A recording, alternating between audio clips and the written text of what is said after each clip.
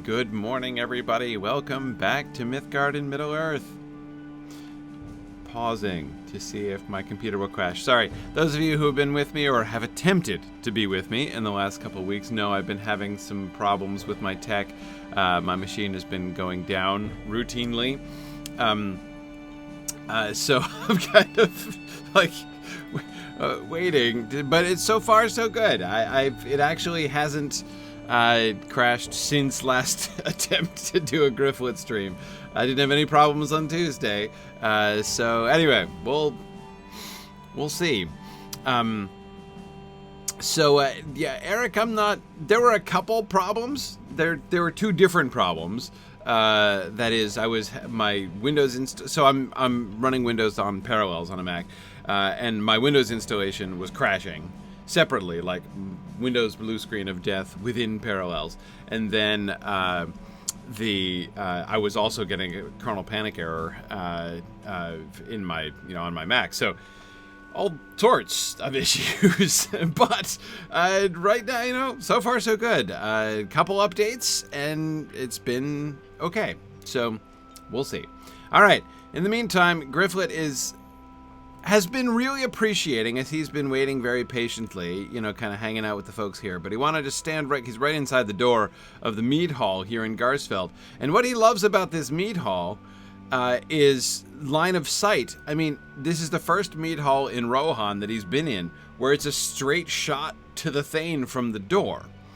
Which it sort of led me to think, because you know how hard it is to get up to the front of the Mead Hall in most of the Mead Halls in Rohan, right? I mean, you've got usually the fire pits in the middle, and sometimes even walls and things. Remember how circuitous the route to the Thane is in Eowyrth. But anyway, this makes me wonder whether those are meant to be a defense mechanism, right? Create multiple lines of defense. I mean, here you can walk in the door and shoot him from here, right? But yeah, the almost complete lack of hearths is kind of sad in a way. Although I do really like being able to run straight in from the door. Here over here we've got these guys sort of pitifully standing next to this. This is it. This is the only source of light or heat in this room is this, and the one across the way, right? I mean, I'd stand over here too if I were the healer or provisioner, I think. But yeah, I mean, look at these guys standing around here having philosophical discussion, because that's the way we there's one guy eating alone. So it's kind of depressing. I mean, it's a little sad, this Mead Hall, even though, again, lines of sight really, really quite nice. Yeah, anyway, all right, so, there's Gisling, great, and Gísil, of course, here. Hey there, Gísil. All right. So I've been crashing for so long. It's been 2 weeks, 3 weeks since I successfully streamed on Gryfflet. So I'm not remembering I was sent here by the dude that I found in the woods, right? So let's see. A silent harvest? You did very well. Oh, I did very well. At what? I don't remember what I did well at, but I'm glad I did it well. I must say that I find myself impressed that you managed to make your way into our town alive. Many forces have besieged Garsfeld, and my men and I have struggled to keep them outside the walls. For such boldness, I will hear what you have to say. All right, tell him about Leofmar. Do I tell him about the Ents? You might not believe that. Leofmar, I have not seen him for some time now. No matter, he sent you here for good reason, and if you are to aid us, we must act quickly. Okay. All right, I guess he's just supportive. That's good. I like a supportive Thane. That's really good.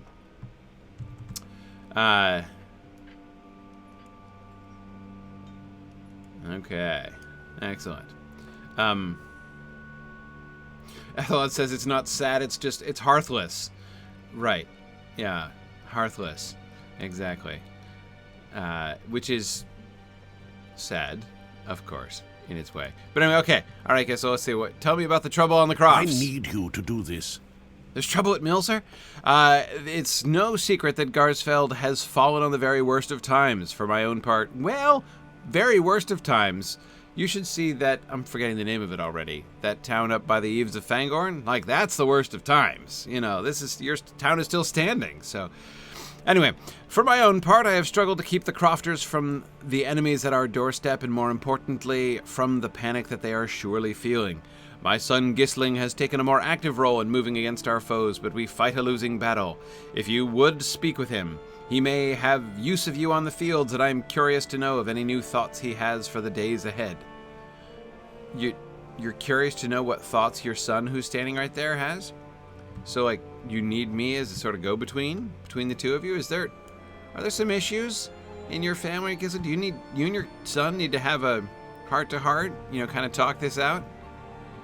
Establish some better family communications? Hey, you should talk to your dad more. He's right there.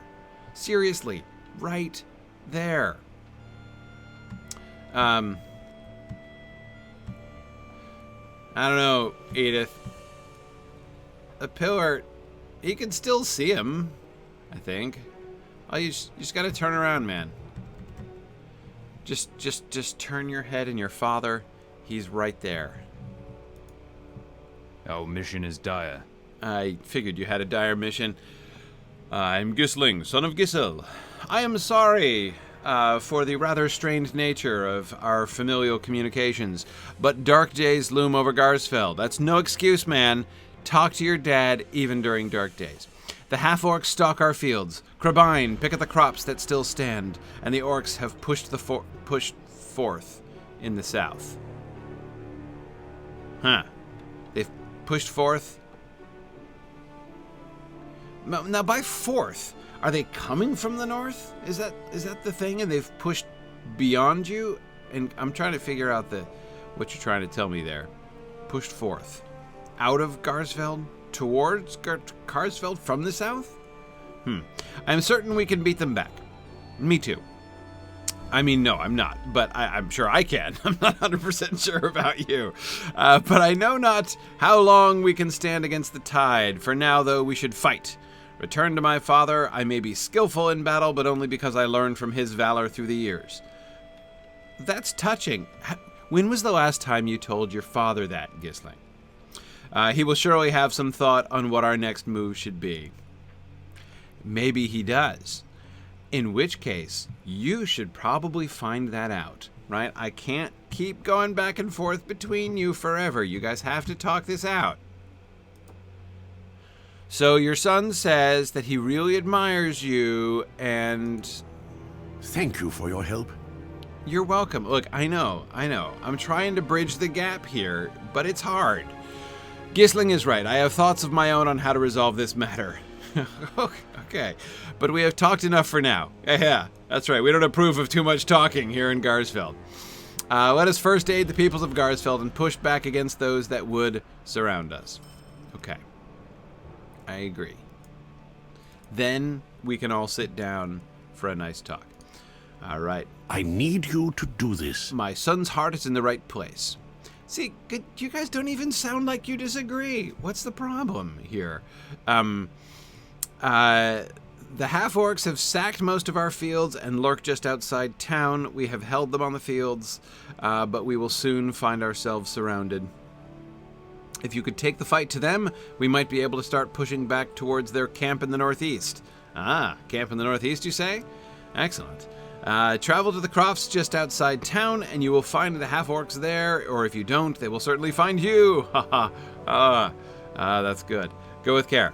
Okay, no problem. Feeding Garsfeld. I need your help. The safety of my people is of the utmost importance to me. The half-orcs are causing far more harm than the damage they do outside the town. With our crops ravaged, it won't be long before our supplies of food begin to run dry. Well, kind of a mixed metaphor there, dude, but look, I'm not going to critique. And you know who else wouldn't critique you for that? Your son. You can mix your metaphor. When you're talking to family, you can mix your metaphors, and they're not going to make fun of you in public, probably. So just talk to your son. There are many among us that require aid. I would ask that you seek out Agilric. and Bernwyn. 2 crofters that have toiled for the good of Garsfeld for many years now. Also, I am certain that my son will have another task for you, should you seek him out. Okay, speak to them, and know that you may yet bring hope back to Garsfeld. Alright. Happy to help. Did you talk to him yet, Gisling? The Rohirrim have need of your services. My father has sent you. Yeah, he did. All the way over. You heard him. I mean, he's right there. Okay. About 3 days ago, Snowborn sent a caravan of supplies north to aid us in our situation, but they never made it here. I believe the caravan was ambushed by goblins and half-orcs, and now food that would have saved us is in the hands of the enemy. The goblin riders would have been the ones to strike at any passers-by. They patrol the fields to the east and southwest of Garsfeld. Run them down and see if you can get any of our rations back. All right. All right. Yeah, exactly, Tonic. I should be unlocking the family counselor title if I manage to, restore things to a more or less amicable footing here in Garsfeld.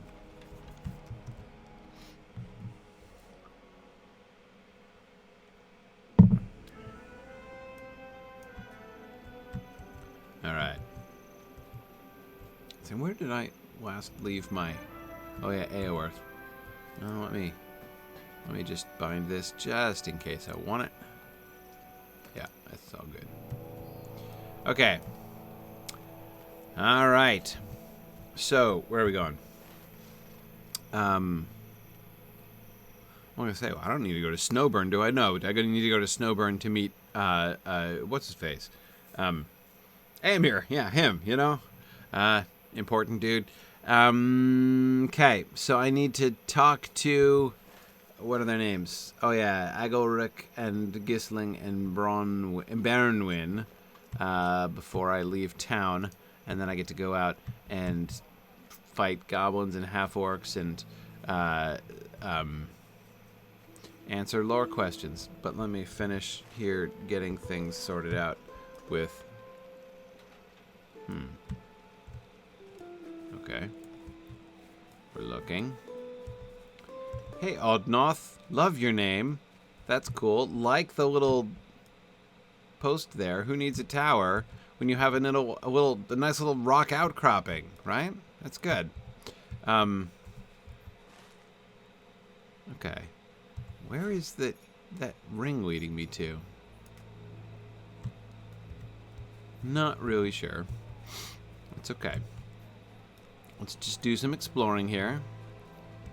Go past Odd Enough there and back up to... Oh, good. They've got some nicely arrayed war horses there to display. You've got to have priorities when your town's under siege. Hey, guys. How are you? Good to see the horses of Garsfeld are keeping it together. Hey, there, what...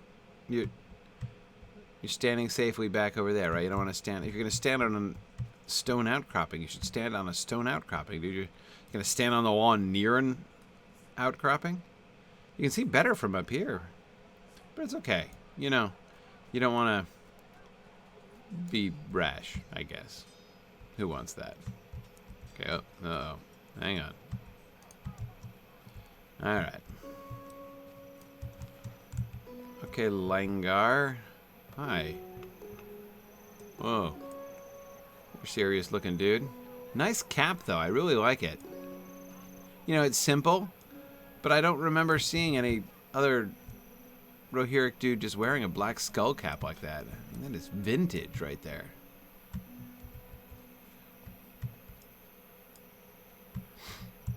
I like it. You are rocking that skull cap, man. Okay. So, oh yeah. Where does this... Boy, these people have not been easy to find in this town. Okay. Agilric. Look, I'm glad no one else is here to hear me say this, but I think you have the coolest name of all of the quest bearers in this town. I don't have anything to say, Agilric, about the fact that you take your pitchfork to bed with you. Okay? I'm sure there are perfectly good reasons for that. And I'm not going to judge you, okay? Like, you can make your own choices, but I don't know that you have to have it in the bed with you. Near the bed is understandable, right? I mean, who doesn't feel better and sleep more soundly with a pitchfork in arm's reach, right, while in bed? But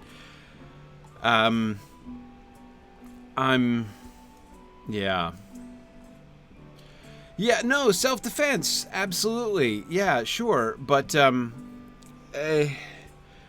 just, it's fine. Agoric, again, you do you. Our success depends upon our Ho, strength. traveler. Who are you calling a ho? aid us? I am Agoric, and until recently, I was a respectable crofter. Oh no, have you become unrespectable? Or have you become less of a crofter? I'm not, are you still... sorry. Have you heard that flapping? The infernal cawing on our fields. I thought the half-orcs were bad, but even they do not peck at our wounds. Well, no. Okay, they don't. But, no, you're right. They don't. At all. I doubt that a half-orc has ever pecked at anyone's wounds before. Those dark birds have come to strip away all that is left of our crops. Even the scarecrows have been torn asunder. Oh, the humanity. Oh, man. I have an idea, though. Those birds aren't too bright. Will you go out to the crofts and fool them? Hold still as a scarecrow. And when they come to peck at you, you can solve our problem in your own way. Okay, man. I think I understand now why you're taking a pitchfork to bed. And it's all right. It's all right. I'm backing away, and I'll go try to take care of some of those birds for you. Yeah, I will avenge the deaths of the scarecrows of Garsfeld. The scarecrows will not have died in vain, Agilric. Nor have been mortally wounded in vain. Okay, so, hi. You don't even have a name.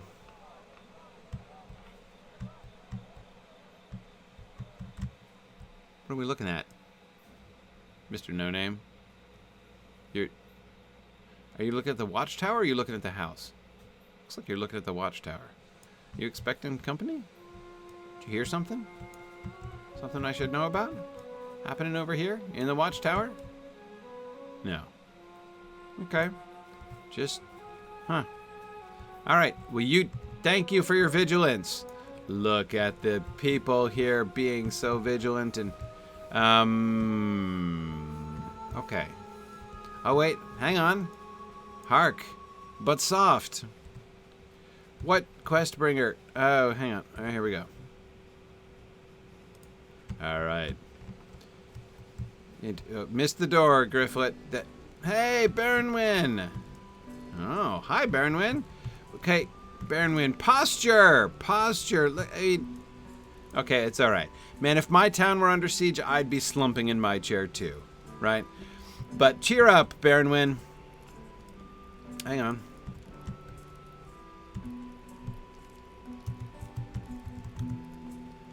There we go. Let's just have a heart-to-heart here, Baronwyn. Right. Does Gryfflet cross his ankles? He does. Gryfflet, that is completely adorable. So, hey there, Baronwyn. I'm not trying to chat you up or anything. I just thought we could talk about... What do you want to talk about? Our success depends upon our strength. Will you aid us? Right. It depends upon our strength. Fortunately, not our sitting posture. If you could spare some time, I got nothing but time. I would greatly appreciate your help. I have seedlings that are ready to plant, but alas, our crofts are damaged nearly beyond repair. The grimness of our situation is not lost on me, yet I know that we can survive. And if we can plant more crops for the next harvest, I know we'll be better off. True, more crops are better than less crops. If you would go out to the crofts, you have a strength enough to fend off those wicked half-orcs, so I trust you can plant these for me. Okay.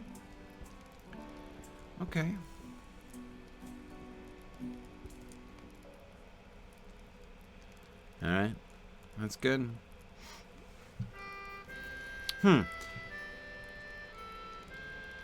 So Baron went, what's in the mug? I bet it's mulled wine, right? Like the way you have it, it looks like you have it heating on the hearth there, right? Kind of staying warm. What is that, a plate of bones? It is a plate of bones. Did you eat all those? Wow. Okay. A lady with a robust appetite. That's great. No wonder you're, again, now I can understand even better why I'd be slumping down too if I had just eaten that many ribs. Okay.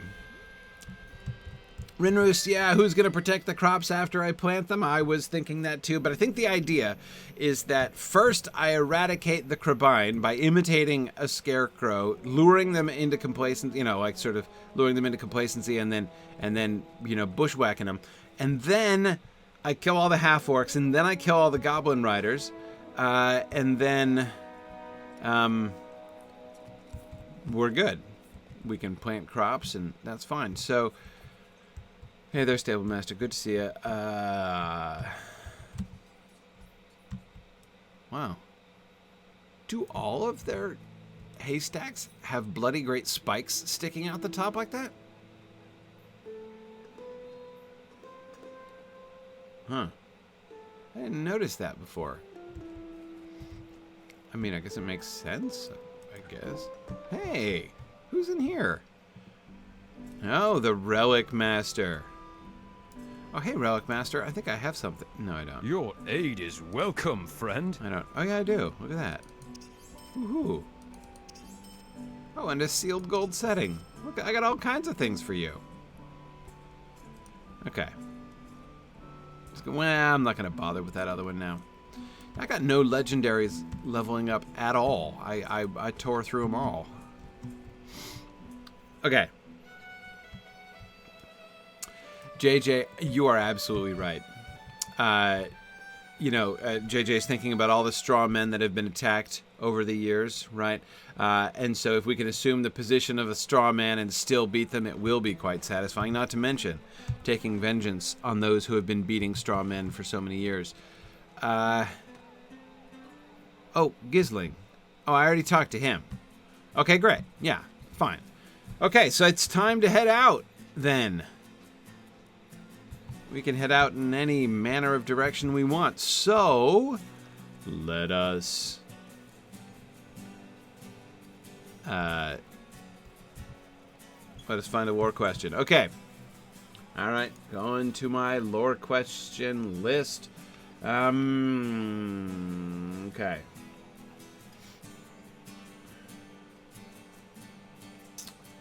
I think I had started to talk about Marielle's question and got super distracted by the fact that my system kept crashing. So yeah, Marielle, let me just come back to that question because a lot of people won't have heard it and it won't have made it into the archives anyway because I didn't post the pitiful 10 minutes of me struggling to do anything a couple weeks back. So Marielle's question, which I had started answering, was how in the heck did the line of Elendil get the Ring of Barahir and to a lesser extent Narsil in the first place? I can't really see any royal family giving that up to a junior branch. Great question. Okay, so, and this has to do with Númenórean history. The first thing to remember, although Narsil is, in fact, I'm going just the wrong way. Gryfflet is like, I think I'm a head back north to Eowyrth. No, you won't.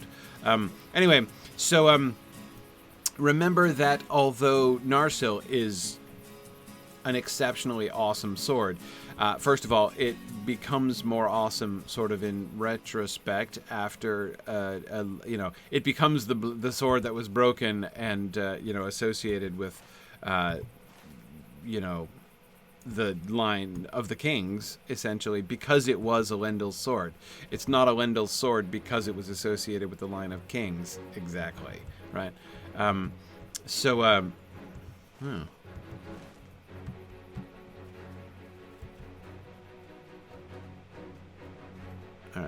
we're...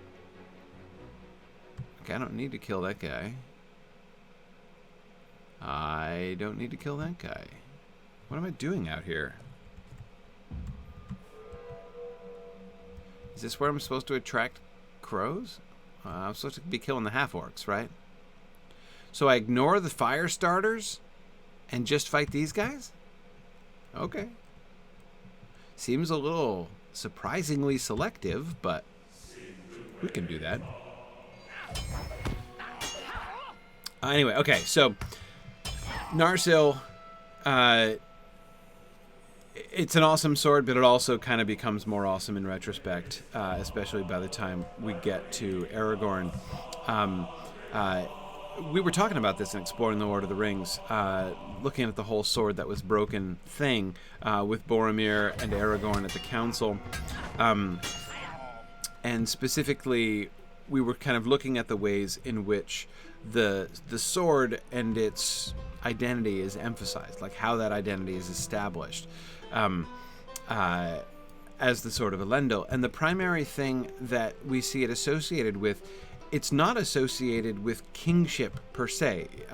Indeed, in this way, the emphasis in the text, at least in the Council of Elrond, is quite opposite to the emphasis placed upon the sword in the film. I'm thinking in the movie, especially of the moment in the Paths of the Dead, right? When movie Aragorn is talking to the King of the Dead, who like has no truck with him, right? There's like, he gets no respect here in the film until the King of the Dead like swings a sword at him and Aragorn parries it with the sword, like the sword reforged.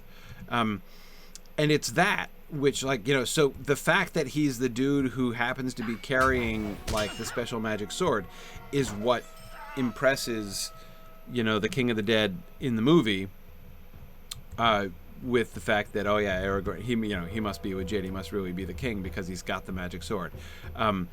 So in the film, they establish the sword as a symbol, expressly a symbol of his royalty and of his right to rule. And of course, of that moment when he takes the sword from Elrond, who's just like somehow ridden all the way to Crickhollow like it was a mere, day trip. But whatever, I can live with that. And delivers it to him, right? So this is Aragorn officially kind of taking up his heritage and all that sort of thing. Anyway, that's how the thing is handled in the book, or in the film. In the books, as I say, especially in the Council of Elrond, it's almost completely opposite, right? Narsil is not primarily significant because it, is a prerequisite for kingship or a sign of kingship. Instead, it's connected with Elendil's actions, his self-sacrificial actions, in the Battle of the Last Alliance, right? When Aragorn is talking about reforging the sword, not personally, but, having it done,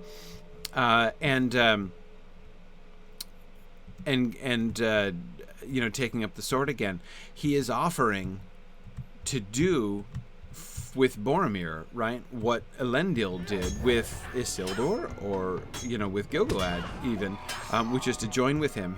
There's going to be sort of another alliance in a sense, right, and not an alliance between elves and men in this case, but the conversation topic, right? Boromir's just been talking about. Thank you for turning your back to me. That was very convenient. That way I don't have to go around you. I really appreciate that. It's thoughtful. Okay. Hooray. What else do I... Oh, hang on. You guys have rations? Oh, you do have rations. Oh, you're going to be super annoying to fight out here, though. Well, can't be helped. Anyway, so, the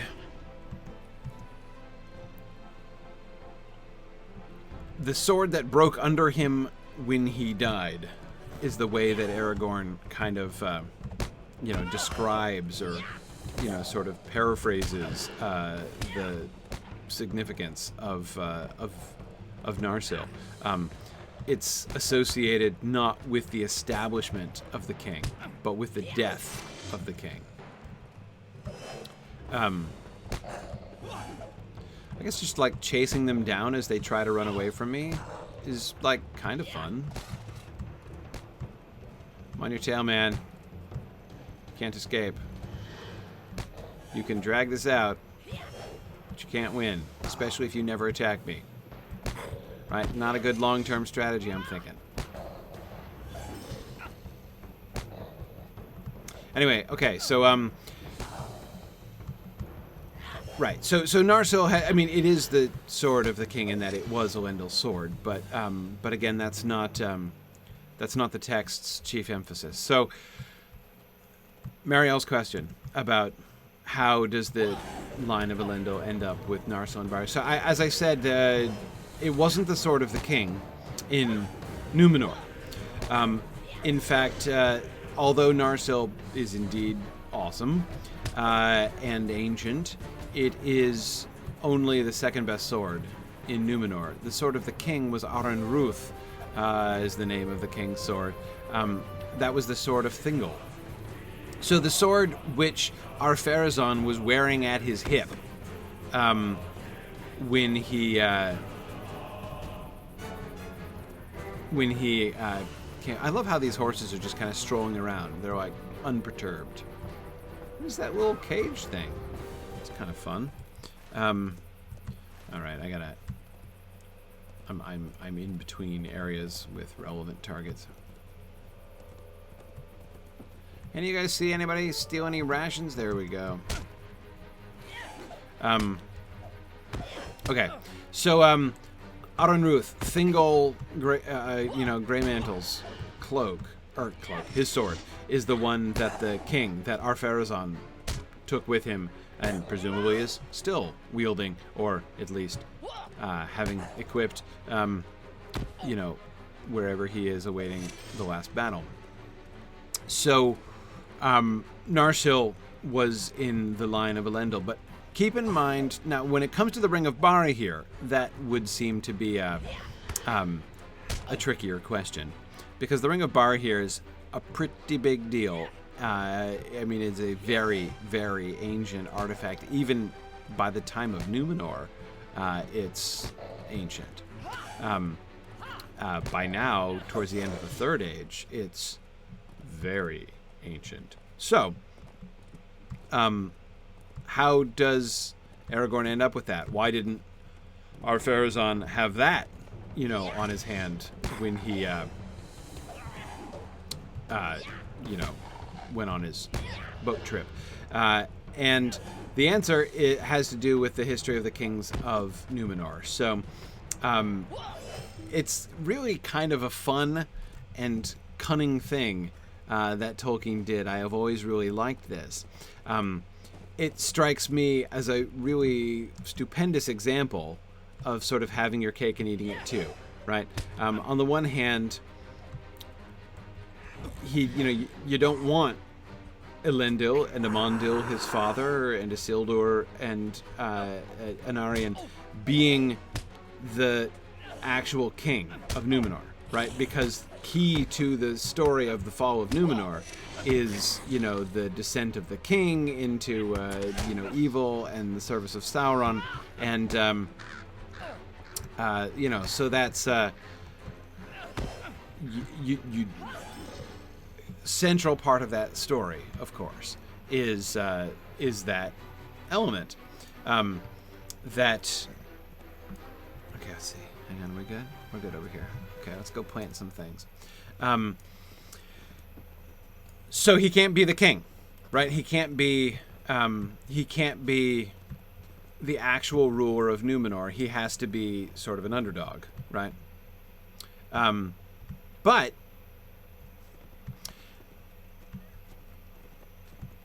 he can still be in the line of the kings, right? You still want the royal line of Gondor to be descended ultimately not just from some random Numenorian schmo, but from the line of kings in Numenor, right?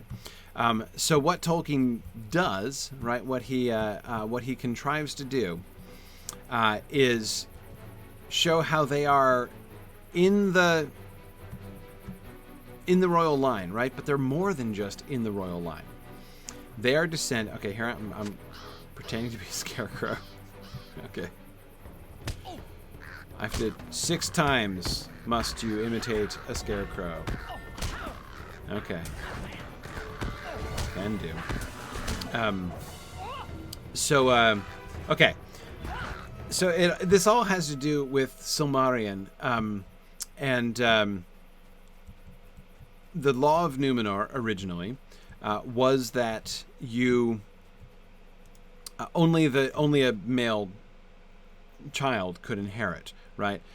So when one of the kings, that I'm forgetting her dad, which one was the Numenorian king, which faced this situation. But when one of the kings had a daughter, was his oldest child, and then he had a younger son. And according to the law, the kingship passed not to his daughter, but to his son. However, he clearly did not like displacing his daughter, right? And so he gave to his daughter the Ring of Barahir. So he had essentially, as mostly symbolic, of course. I mean, no royal authority passed to her, and yet, the sort of the sense of it, right, was that the royal house is divided. Again, not politically divided, but her house was going to be important because it's actually the eldest line, right? And that's what Elendil is from. And it was Tar Elendil, Phil. That's why I forgot. Tar Elendil was her dad, no relation to the later Elendil. Well, it is a relation, but a distant one, not the same guy. So Tar Elendil's gives to his daughter Silmarillion the Ring of Barahir to be an heirloom of her newly established house, right? Which is no longer going to be the line of the kings.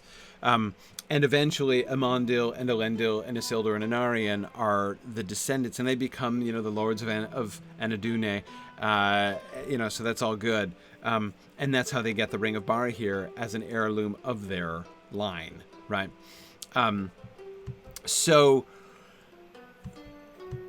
you see, in the end, what Tolkien establishes is that Elendil of Gondor, Elendil of Middle-earth, is not only descended from the kings without being king himself, he's descended from the elder line of the kings, right? Especially, and this is especially emphasized by the fact that the law in Numenor changes afterwards. When Tar Aldarion has only one child, a daughter, and is not like to have any more children because he and his wife are not speaking anymore.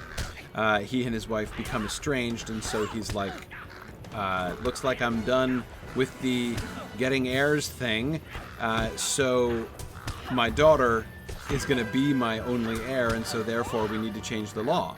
And so at that point the law changes to say the eldest child of the king, male or female, rules. So had that law been in place a few generations back, Silmarillion would have been the queen, right? Would have been the ruler of Gondor, and therefore Elendil, Amandil and Elendil would have been the kings, right? And thus would perhaps the story of Numenor been a little bit different. So he makes it a kind of an interesting, might have been sort of situation, but I thought that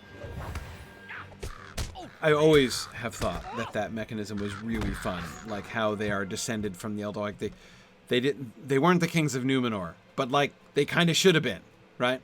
And that's really fun. So that is how Aragorn ends up with the Ring of Barahir, and of course it's sort of fortunate because that the ring, it's what enables the Ring of Barahir to survive. Okay. So let's see. What about Glamdring and Orcrist? How do they relate? Well, Glamdring and Orcrist are from Gondolin. And it is Glamdring, I believe, if I'm remembering correctly, that Elrond says in The Hobbit was born by the king of Gondolin. So Glamdring was Turgon's sword. And that survived thanks to the bad guys. So Orcrist, I don't know whose sword Orcrist was. I kind of like, I don't think it's named. I mean, the sword is named, but I don't think its owner was named. All right, boy, how are we doing here? Okay. Oh, we're almost done. Sweet. I don't think, Jesse, is Ecthelion ever explicitly named? I don't think Ecthelion is named in The Hobbit when Elrond is explaining and talks about the Lord of Gondolin. I always like to think that it was Ecthelion, right? Like, in my head canon, it's Ecthelion's sword. And maybe Tolkien specified that later at a point that I'm forgetting. Yeah, I know no one's named in The Hobbit, but it's the kind of thing that Tolkien might well have mentioned later on when he was ironing out some of these details. Yeah,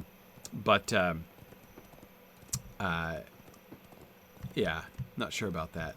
But anyway, actually, hang on. Let me go talk to my other friends first. All right, we'll go. But yeah, so the text suggests that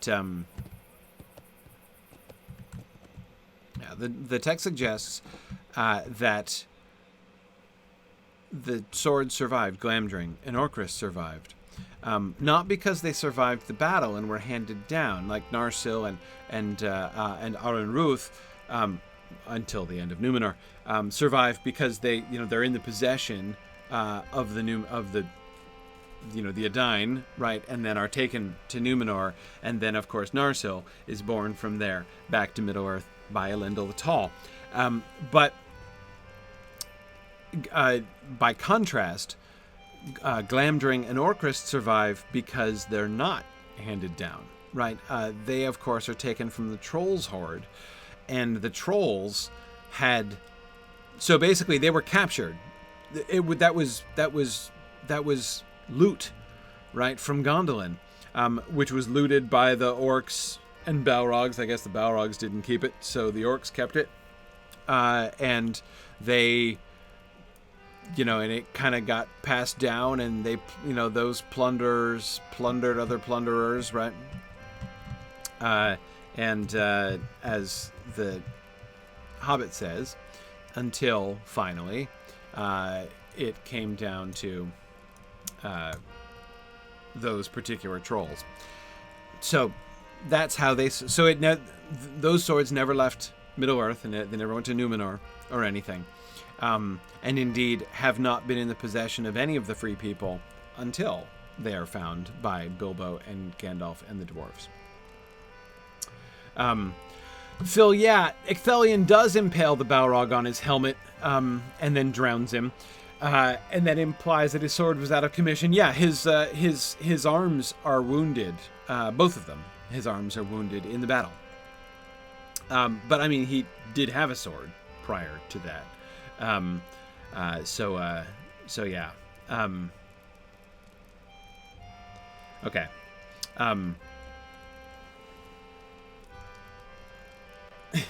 Druid's Fire is wondering why the orcs would keep blades that glowed blue in their presence. Well, they didn't keep them well, apparently.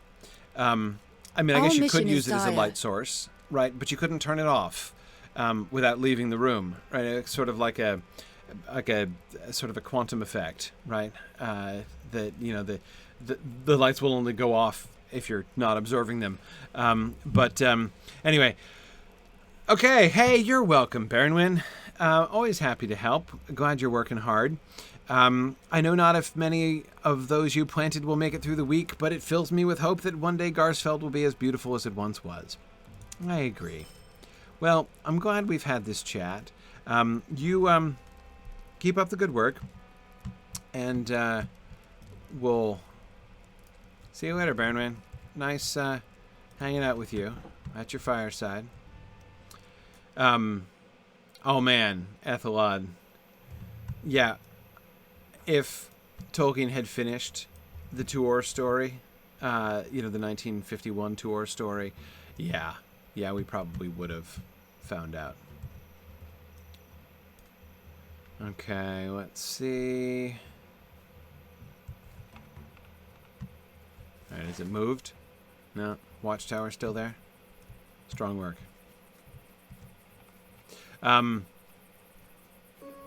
Yeah. Let's see. Wait, oh, hang on. Here we are.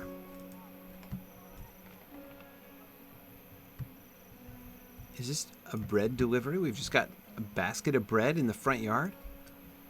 Can't have that big of a crow problem then, I suppose.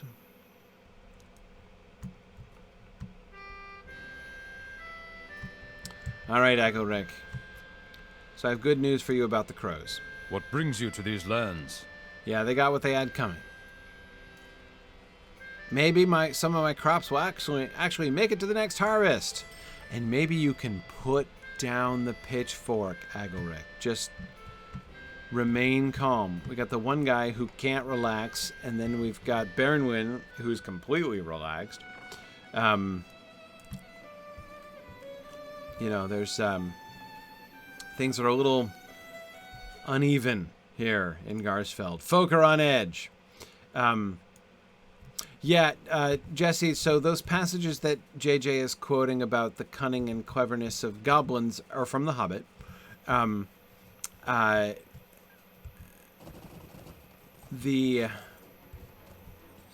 hang on. I'm sorry, wrong way. Those are from The Hobbit. Orcs or goblins, which are really pretty much synonymous with orcs, are said to be clever and cunning, especially in their cruelty. But yeah, I wonder. So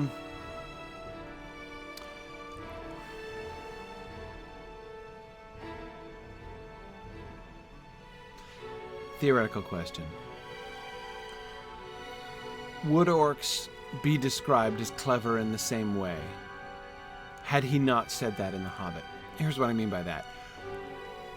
As I've said many times before, it's my theory, which I've explained many times, that when Tolkien wrote The Hobbit, he toyed with the idea at first, but he swiftly rejected the idea of connecting The Hobbit explicitly to his mythology. And so, as he developed The Hobbit and published it, it doesn't exist in the same world. Initially, it doesn't exist in the same world with his mythology. He borrows heavily elements from his mythology, but that's why we see in The Hobbit things that are kind of displaced, like the Arkenstone, which looks exactly like a Silmaril, right? But isn't, in fact, a Silmaril. But yet, it looks just like a Silmaril because he's recycling the Silmarils, right? He's taking one of his very favorite elements of his mythology and working it into this story, right? Working into this little fairy tale that he's telling. But again, there's not really continuity between initially, like again in Tolkien's initial conception, between The Hobbit and the Silmarillion world. When he's writing The Lord of the Rings, which is meant to be the sequel to The Hobbit and taking place within the world of The Hobbit, but not yet within the world of the Silmarillion, there comes the point where he decides to bring those two together, right?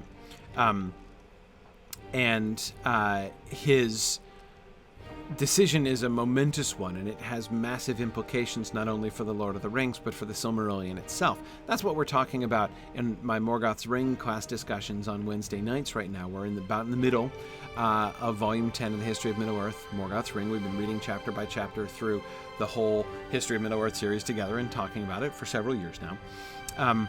And we're looking at the post-Lord of the Rings Silmarillion and how Tolkien's ideas changed during that time. Anyway, but the point is, retroactively, The Hobbit is made to be consistent. There are still bunches of inconsistencies, right? Because it's not how he designed it. He managed to retcon most of them. Not all of them. Like the stone giants, for instance. No evidence of any other giants in the Lord of the Rings world. Or the Silmarillion world, really. Not as we see in the later Silmarillion stuff. Some references to giants in some of his early stories, like in the Book of Lost Tales, but those kind of die out. Giants go extinct in Tolkien's world fairly early on. He was considering continuing the giants. They were a part of the Lord of the Rings story at first, but then they change. Treebeard was a giant, just like a Jack and the Beanstalk evil giant, until Tolkien discovered that Treebeard is way cooler than that, right? And he discovers Ents and all that kind of thing. So anyway, but here's the point I'm getting back to, JJ, about the cleverness of goblins. The goblins that he describes in The Hobbit, therefore, as I said, that's not the orcs, the Glamhoth, as they were called in the earlier Silmarillion tradition. It's not the same thing. This is because, again, there's no real continuity. It's inspired by, he recycles elements from his stories, but he's recycling other elements too. And it seems to me that the goblins of The Hobbit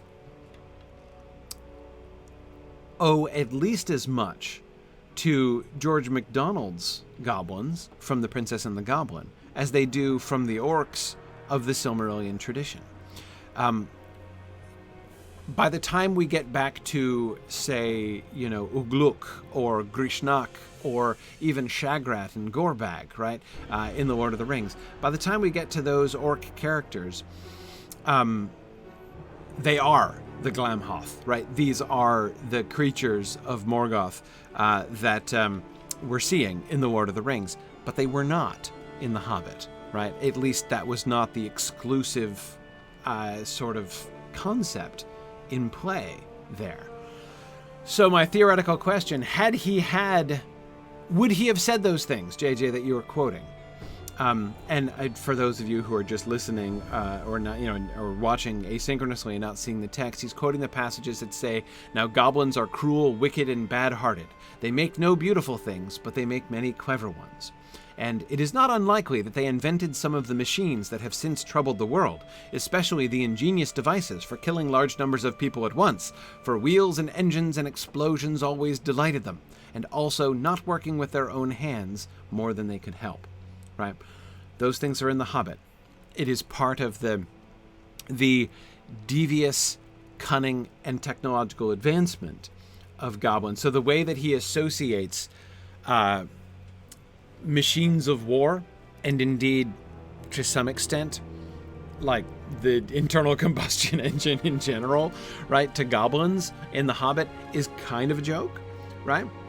And that the joke doesn't really survive. He doesn't make jokes like that about, how modern motor cars and nuclear bombs are, probably designed by, there's probably like goblin task forces and, in underground bunkers designing nuclear warheads.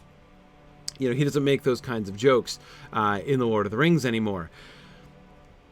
But would that concept of goblin cleverness have been true of the orcs at all, had he been simply working from the Silmarillion tradition straight up with continuity from day one? And I don't know. I don't think he really necessarily would. Yeah, exactly. ZS Gamer, Zach says the goblins at the North Pole are pretty clever. Yes, in the goblins that we see in the Father Christmas letters. Absolutely. So are the bears. Yes, they are. But see there, Zach, I would say that the goblins that we see in the Father Christmas letters, they are much more like the goblins that we get in The Hobbit. Again, there's not designed to be continuity exactly between the Father Christmas letters and The Hobbit. But again, I don't see the goblins in the Father Christmas letters are clearly not meant to be the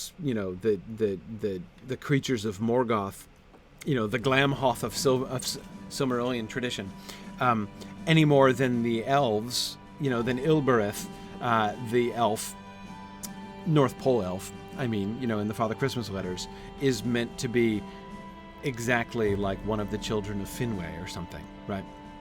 So, yeah, and by the way, Zach, it's no wonder that the goblins who come in the Father Christmas letters should be quite like the goblins of The Hobbit and not like the orcs of the Silmarillion tradition, because those bits, the years in which the goblins come in and wreck stuff and have to get tromped by the bear, the North Pole, the North Polar Bear, of course,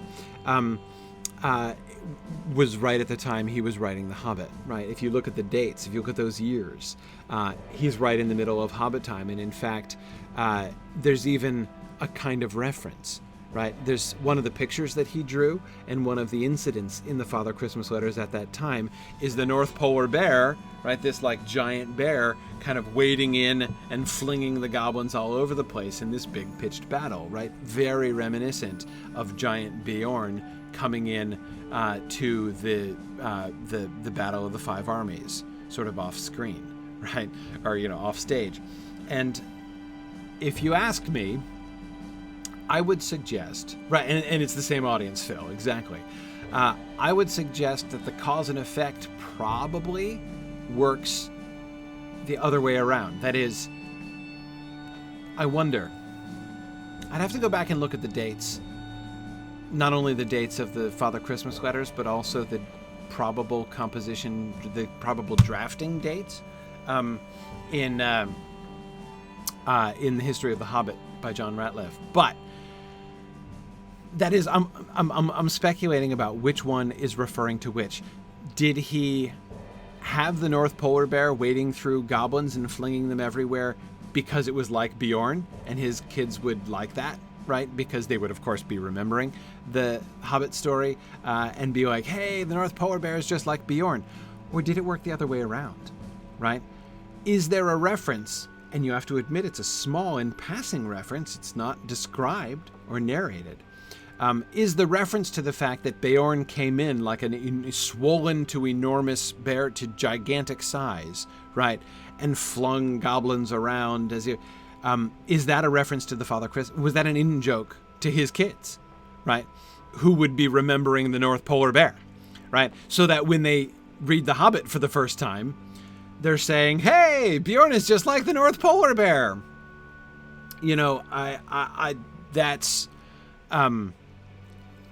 I could easily see that happening. And it would help to explain why that doesn't come in, why it's not described as part of the story, right? Why it happens, as I say, off stage, as it were, right? Again, I have to look at that. My memory of the dates. Somebody, if you've got it, if you've got the text handy, thank you, Zach. You've just anticipated what I was going to ask somebody to do. The letter was 1933. It's right there, man. Like 1933 is exactly when he was writing the last stages. 33 to 34, it might have been written after. I'm not sure exactly, because there was a hiatus, there was a gap. Remember the line in The Hobbit when right at the end of the Smaug fight, right? When Smaug crashes into the town and the sentence says, and that was the end of Smaug and of Lake Town, but not of Bard. Remember that? Well, when Tolkien first wrote that sentence, he said, and that was the end of Smaug and the end of Lake Town and the end of Bard. Bard died, right? And then he stopped. Like, that's the point. where Tolkien put his pen down and stopped working on The Hobbit for quite some time. Then he comes back to it, and the first thing he does is he crosses out, or like end of Bard, right? And he adds in not, right? And not of Bard. So anyway, that's so that stuff, the Battle of the Five Armies stuff, was after the hiatus, and I can't remember whether it was 33 or whether it was in 34. Yeah, which one is a reference to which? It might well be that the Hobbit story was written for, if it was written in 33, the letter would be a reference to it. But I kind of like the other version better. I think it would not only be more fun, but I think it would have some explanatory value if the Father Christmas letter came first and the reference to Beorn's intervention in the battle came second, which explains why, again, it's such a slight reference. I don't know. I'd have to go back and reread those bits in the history of The Hobbit to be sure. But I should move on because this Rohirric guard in the foreground clearly needs to go refill his tankard, which he must have drained by now. So, okay. Sorry. This reminds me, my older son, Nicholas, was kind of teasing me the other day when we were talking about my stream. He was, watching a Twitch streamer upstairs in his room when I came in, and we were talking about the streamer and stuff. And he looks at me and he says, "So, Dad, in your stream, do you, actually play the game, or do you just talk?" And I'm like, "Hey, are you kidding? I'm a legit streamer, right? I play the game." And then I'm like, "Well, except for sometimes when Gryfflet kind of stands around very patiently waiting for me to finish talking for a long time." So I'm not going to say that it never happens. And here I am, justifying my son's skepticism in the very next stream that I do. Hey, Gisling. Okay. Will you aid the horse? Totally ran him down. Got your rations back. No problem at all. Let my father know that this is done. Oh, Gisling, I thought we talked about this. He's right there. Right? Look, your father, he might seem like a hard man, right? He's got the kind of bald eagle look going on there, and it's a little intimidating, right? Or maybe you're embarrassed. Maybe you're like, "Dad, you look like, you look like the lead guitarist in a 1970s band right now. I'm going to stand over here," right? But whatever, man, put it behind you, okay? Tell your dad things yourselves. Oh, sorry, I didn't mean to jump up on the board. That would be rude. Okay. Thank you for your help. The half-orcs will taste revenge. No, they have tasted revenge. I have given them already a taste of revenge. Yep, more to be done. Thought there might be, but that's okay. Feeding Garsfeld. Thank you for your help. Great. Those half-orcs have given us enough trouble. Hey, let's fall upon the foes. A standard assault. I need you to do this. Gryfflet, the time has come to bring the fight to these half-orcs. Okay. We cannot allow them and the orcs to unite against us in any coordinated fashion. We have struggled hard to hold against the half-orcs alone and would surely fall if they banded together. Travel to their camp and destroy their banners. That'll teach them. Show them that such evil will never control even the smallest part of Rohan. Okay, will do. I shall achieve a symbolic victory over the half-orcs. Okay. You got a bunch of things. Rohirrim have need of your The services. Goblin Riders have pulled back some of their forces to the half-orc encampment. Okay. Track them and run them down. Okay, Goblin Riders. Good. I'll look for them. Our success depends You've done upon much our good for strength. Garsfeld, but my curiosity aid us? grows as to how much of our once fertile land remains untouched. Well, untouched? It kind of got burned to the ground. So I guess it depends on your definition of untouched. Outside of the town, the half-orcs and crebain destroy everything we hold dear. Well, that's what I didn't want to tell you. If you would, investigate the fields around Garsfeld and see if there are any signs of life, be it crops or any stragglers who did not heed my father's call to seek shelter within the town. Okay, well, good news, Gisling, on that front. I planted some crops, so that ought to work out.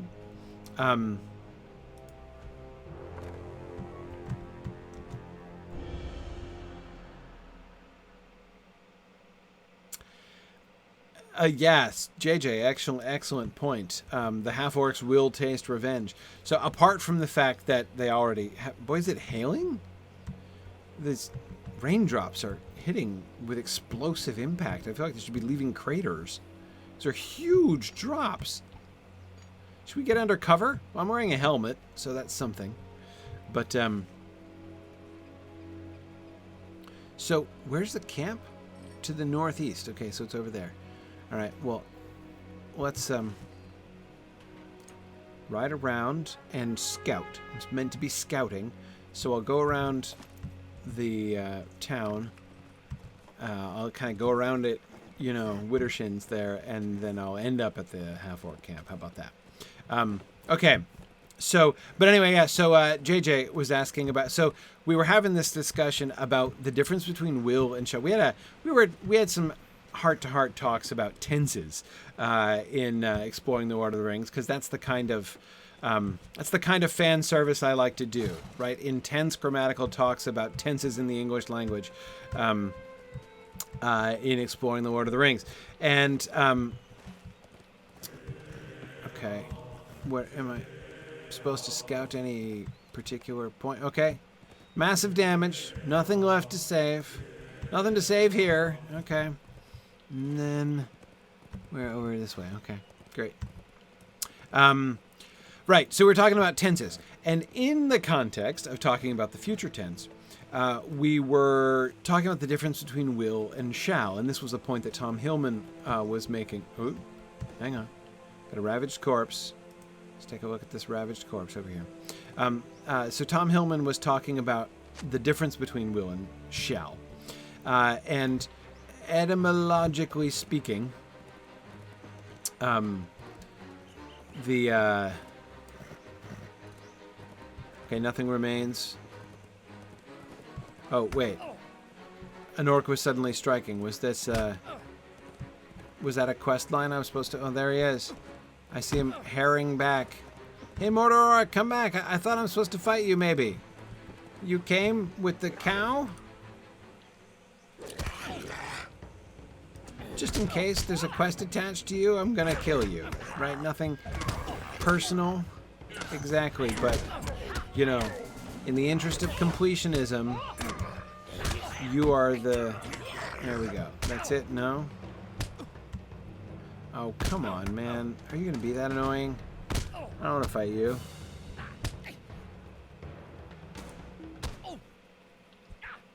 Okay. Can we please? There you go. Oh, there were the two of you shooting me from a distance. Great. All right. Thank you. So, right. Will and shall. So, Tom was explaining that the difference between will and shall... Oh, I forgot to wear my hat of invisibility. Darn it. That's why I was getting attacked. Other than by cow orcs, which seemed to be a dead end, quest-wise. The dead cow. So that's fine. Right, will and shall. So the both of them in modern usage, they're simply, you know, so it's not inaccurate, right? There's nothing wrong about it, but originally the difference between will and shall is that shall is sort of mere future. It suggests, if anything, a kind of destiny. Like, this is the thing that should happen. Should and shall have a similar origin, etymologically speaking. So when you say this shall happen, it's future tense, but that just means, like, this is the thing it's going to occur, right? Whereas will, of course, has to do with your will, right? With your choice in the matter. Where's the door?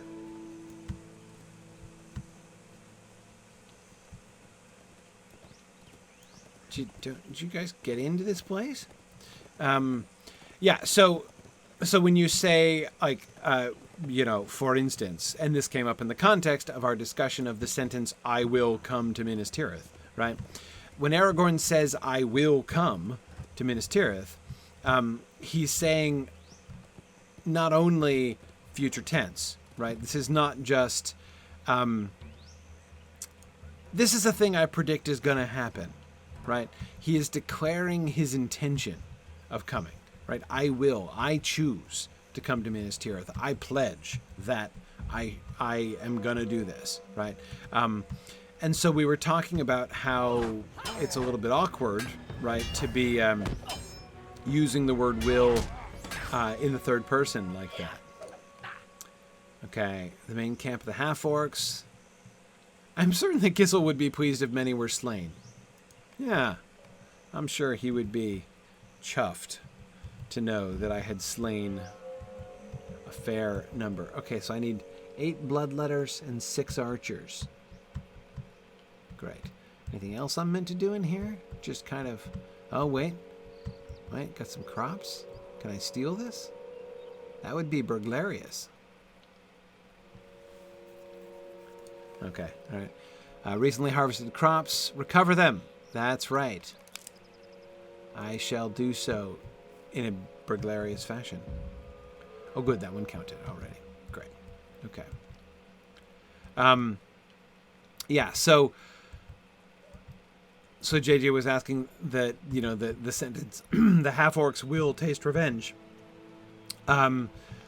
Technically speaking, from an etymological standpoint, that one should be shall. Because, you could say, like, I will slay the orcs, right? But presumably the orcs are not going to, in fact, choose to taste revenge. Okay.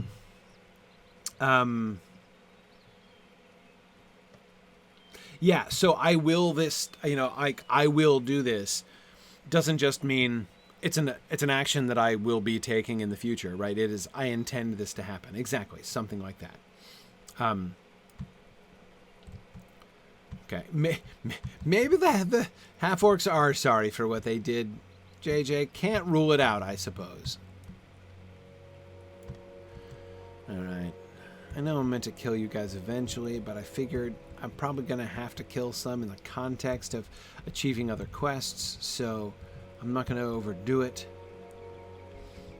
There we go. Oh, I'd like to be maximally burglarious. Okay. All right. Sorry. Hey, Bill Stickers, let me come back to your question here. What was your question? Okay, right. Yeah, orc racial differences. That's always tricky. Okay. Right, the updated and expanded question. So let's see. What exactly are half-orcs, and what is the difference between Uruk-hai and half-orcs? On the one hand, Uruks seem to be just a superior race of orcs, but in the Lord of the Rings it sounds as if Saruman bred them as well as the half-orcs. Okay, yeah, so... Alright. One general sort of rule of thumb, or just sort of thing to keep in mind. Oh, the banners, right? I'm meant to set fire to them. To demoralize folks, as well as killing them. I should demoralize them first and kill them after. Okay. Alright, hang on. Let's do this. So... I guess I'll just have to kill these and then demoralize the rest. Oh, it's just trying to... Would you stop throwing things at me? There you go. Beat me with it. What is that? A torch? What even are you beating me with? That is a torch! I mean, it looked like a... What is wrong with you, man? That wasn't even a weapon. Sorry. Not very flammable. Making flame resistant, normally it goes up in a nice whoosh, right? And although that flame lingered very appealingly, it was kind of... So, but I guess it's raining. It's raining. The banner's wet. Makes sense. Half orcs. Okay, so the first thing to keep in mind, let me try to finish that sentence. The first thing to keep in mind is that when you come to Tolkien's work from the video game, right? Like if you're like first perspective, and not necessarily your first, but I mean, if you have become accustomed to think about things sort of in gaming terms, right? Then there's a few things that are going to be... oh, sorry, I should probably wait for stealth to actually take effect before I run through. There are a few things that are going to be misleading, right? And one of the things which is sort of a classic difference between the kind of game version and the way that Tolkien describes things is that what are in the text mere synonyms, right? Him using multiple names or even the same name in two different languages, like the same name for the same creatures, one sort of in common and one in Elvish or something like that, right? Are taken to be different things. And there are good reasons for this. If you're designing a video game and you need lots of mobs, you don't just want to have the same mobs everywhere all the time, right? So variety is a great virtue when you're building, an MMO. And so therefore, there's going to be a lot of opportunities seized. And this was the same thing was true in the movies as well, right? So the classic instance in this case is goblin and orc, right? Goblins and orcs are the same. There's no difference between the two. Are synonyms. One, the word orc is derived from the Elvish, and orc is the singular. Irk is the with the Y. It's the thing that Haldir says in the Flet, right, when the orcs are coming. Or maybe it wasn't Haldir, maybe it was one of his brothers. Forgetting now. But anyway, the point is, orc is an Elvish word. Goblin is a traditional English word, right? That's the fairy tale word, and thus, therefore, the word that he uses in The Hobbit, and thus, therefore, the word that the hobbits themselves tend to use, especially sort of initially. But it is very clear, if you look especially in the Two Towers, you can see quite plainly that the word orc and the word goblin are being used interchangeably of exactly the same creatures. So the kind of MMO distinction is not actually a thing from the books. Now, again, I'm not... this is not, of course, me saying, the game gets it wrong. It's not about getting it wrong. It's about seizing an opportunity, right? Because, if anything, it's not about being wrong. It's about trying to be faithful to the book. They could just go out of their way to, make up a whole bunch of other things or include a whole bunch of other things that are not in. Oh yeah, one shot of that guy. That's so satisfying. That just aren't in the text at all, right? Or to strain the text significantly. If instead of doing that, if instead of just saying, I'm gonna bring in, some D&D monsters, which aren't in Tolkien's work, kobolds or something like that, right? Let's put kobolds in Middle-earth just for some variety, right? Because we're sick of orcs. And that would be, in my opinion, worse, right? It would be doing much more violence to the text than kind of looking at these two things which are synonymous in the books and being let's pretend those are different species, right? Those are different things. But again, they're not. So when we kind of come to the text under the influence, as it were, of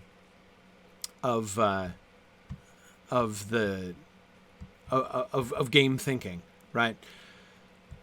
It misleads us in the sense that when we see two different words being used for something, instead of thinking, yeah, it's just a synonym, Tolkien didn't want to use the same word again, right? Or even it has a different context, right? It has a different sort of cultural significance. Hobbits tend to use the word goblin, and others tend to use the word orc. So there, it's not a mere synonym; it has some other significance, but still, it's still essentially a synonym. Instead of that, people will tend to fixate on it and be like, "Where's the way out?" Boy, I really struggle with this place. Where do we? Excuse me, can I get directions? Oh, there we are. There we are. Just ran past it. So yeah, if instead we're looking at these and being like, okay, so what is the difference exactly between a goblin and an orc? There is no difference. So, wait, I do need more blood letters. Oh my goodness, you're right. How did I miss that? Oh, that's embarrassing. At least I know where the door is now, though. Here I was being over-optimistic. So, this is a partial answer to your question, Bill Stickers. The part that it answers is, well, what's the difference between half-orcs and the Uruk-hai? Sometimes... Okay, so...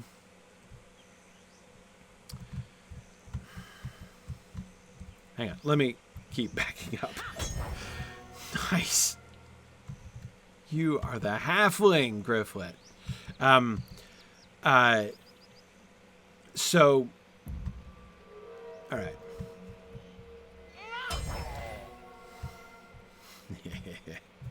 So good. Okay. Now, everything that I was just saying about synonyms and stuff like that is important. And it's important to keep in mind, and so not just assume that when Tolkien uses two different terms, he necessarily is referring to two different, totally different creatures. However, whoa. He's fast.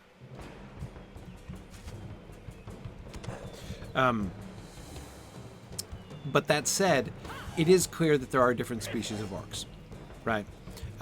There are definitely distinctions. And we see this most clearly, of course, this gets emphasized a great deal. First in Rohan, with the Uruk-hai, right? The Uruk-hai are different. They're new. Who's this guy hiding in the corner?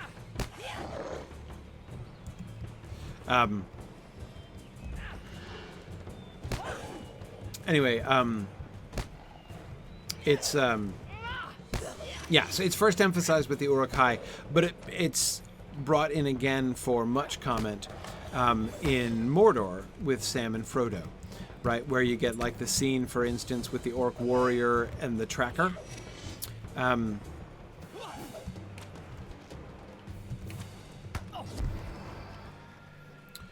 Wait, where's the dude I'm chasing? Here we go. Come on, carry on, keep up. He's getting away. So, anyway, there are clearly different species, right? And it does seem, from all we can tell, it does seem that Sauron has been breeding them, right? He has been, but the difference between like the big fighting orcs and the smaller tracker orc in Mordor, that the conversation that Frodo and Sam overhear, that seems to be that those those different species of orcs have been bred in the way that like different breeds of dog are bred, like hounds have been bred, versus poodles, right?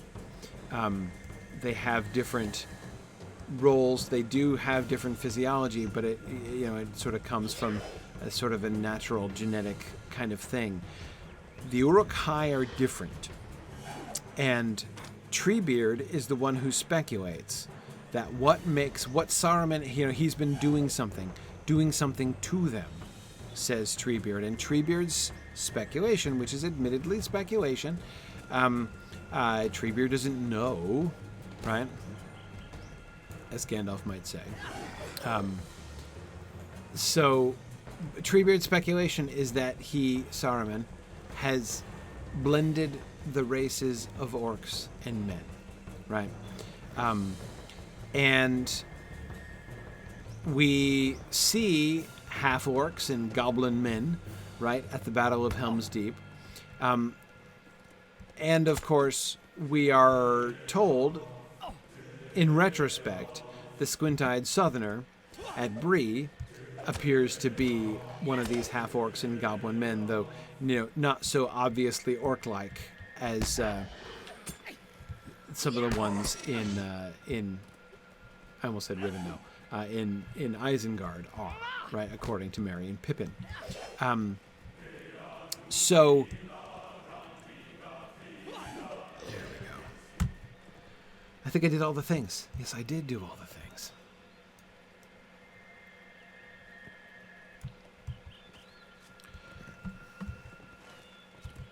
All right, let's head back into town. The implication, I think, here, Treebeard's words, the blending of the races of orcs and men, it is possible. And we've talked about this before in other contexts. It's possible that was done, like sorcerously, alchemically, or whatever, but I don't think so. It seems much more likely that there's been actual breeding involved here. What Saruman has been doing has been crossbreeding humans with orcs. And that's what the term half-orc suggests. So the Uruk-hai are superior in that he is trying to isolate in the Uruk-hai the best genetic qualities of both, to have the ferocity and the strength and the power of the orcs, but also and cruelty, but also to enable them to be resistant to sunlight, as well, as we see the Uruk-hai are. The other orcs are much more affected by the sun than they are.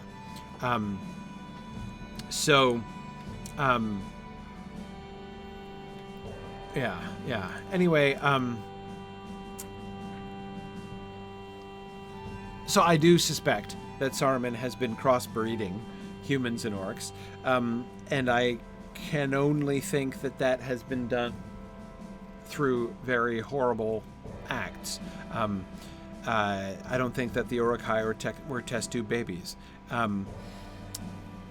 So what is the difference between the Uruk-hai and the half-orcs? The ones which are like decreasingly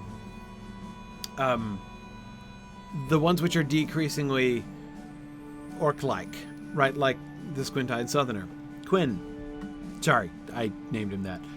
Remember when I told you about the imaginary Scouring of the Shire TV series that my group and I at LA Moot planned? That's what I'm referring to there. We named him Quinn, made him a major player in our story. But anyhow, the squint-eyed southerner presumably would be sort of a later generation, right? When half-orcs are bred with other humans, right? So that you sort of attenuate it further in order to have them still have some of the orcish traits, but be able to go among humans and just kind of be a little ugly, right? Rather than completely orc-like. So anyhow, that's... so I'm not really sure to what extent Tolkien was being merely synonymous, I do think that they count. The Uruk-hai count as half-orcs, essentially. And I certainly think that half-orc and goblin men is certainly a synonym, right? That's Éomer not knowing what to call them exactly, right? Doesn't know whether he's kind of trying out both terms, right? But again, I can completely sympathize with a game designer who would want to be like, I'm going to take every possible word that Tolkien uses, right? And I'm going to make each one of them a unique and mob race in my game world. Understand, and my heart goes out to you. Okay, Gisling.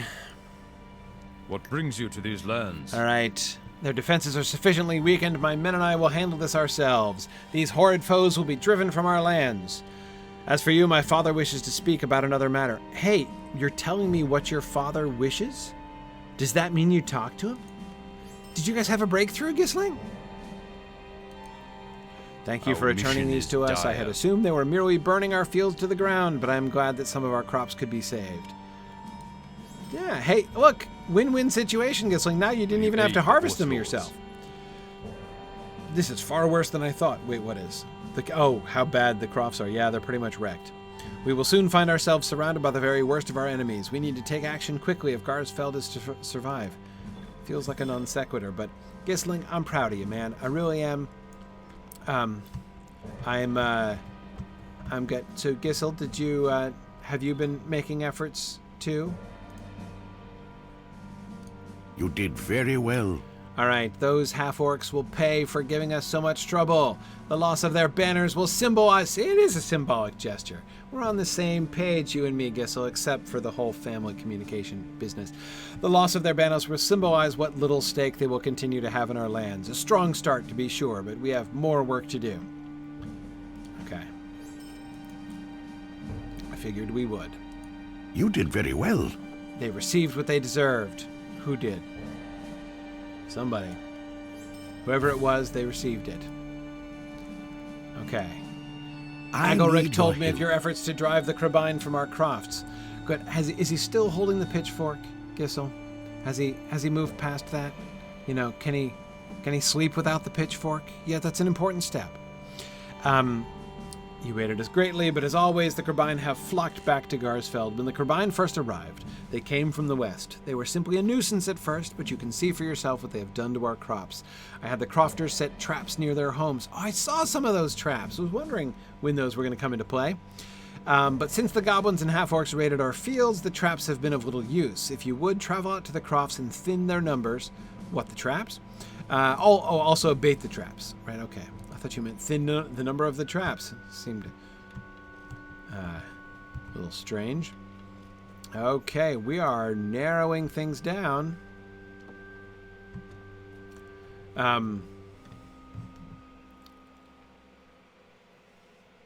Okay.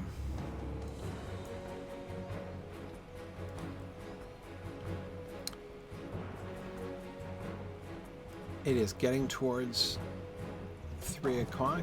I wonder if I can...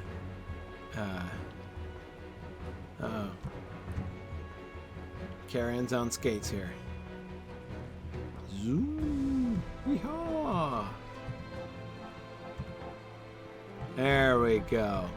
Now you're galloping like a pro there, carry on. Wait, hang on. Now we're going to come around to the fields again.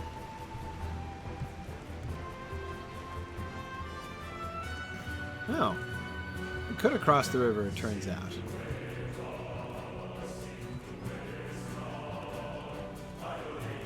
Alright. Defeat crebain.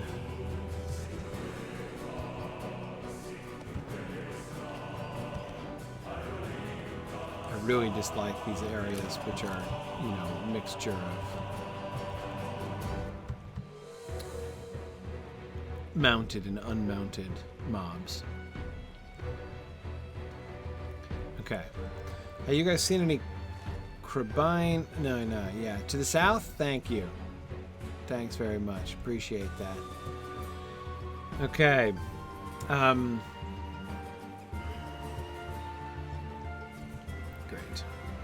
There's the trap.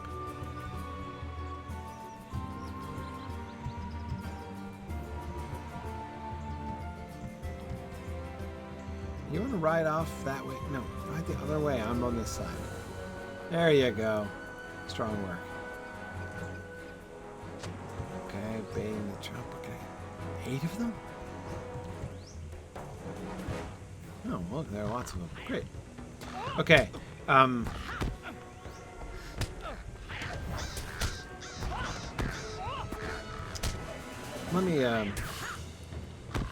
me do another.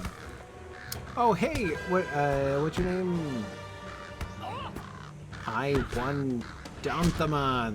Can I just call you Danthaman? I skipped the 1 L's. I'm not sure what that's about. But anyway, Danthaman. Yes, I am a Tolkien professor.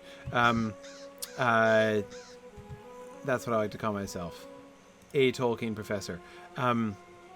So, yeah, no, I am. I have been teaching Tolkien for a long time. I'm a medievalist by training. Used to be, medievalist by day, Tolkien scholar by night. I kind of came out of the closet a while back and made Tolkien scholarship my full-time gig. Yeah.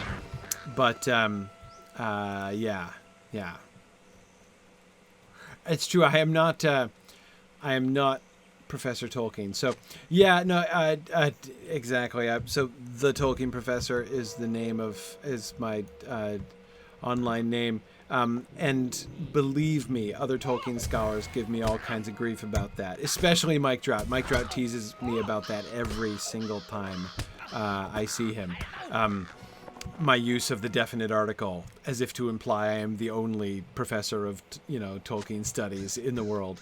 And as I sort of sheepishly try to explain to him, needless to say, I was not intending to establish some kind of invidious distinction between myself and other Tolkien scholars. But honestly, it was just the domain name at the beginning, right? The name came up. The name for the podcast first emerged when I was... Because the very first thing I did when I was to make a website. And so my first challenge was, what will my URL be, right?